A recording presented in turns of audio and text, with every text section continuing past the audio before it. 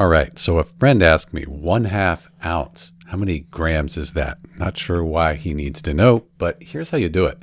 So you need to know that 1 ounce, if you have 1 ounce, and this is a dry ounce, not a fluid ounce, so dry ounce, that equals 28.3495 grams. So let's round that to 28.35 grams.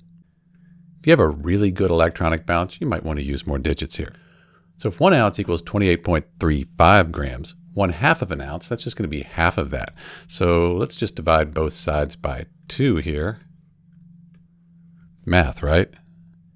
And we end up with 1/2 of an ounce. That equals 14.175. I'm going to call it 14.18, and that's our grams there. Again, if you have a really accurate balance, you might want to go out further to 14.175. But that's it. In answer to our question, if we have 1/2 of an ounce of anything, it's going to equal 14.18 grams. This is Dr. B. Thanks for watching.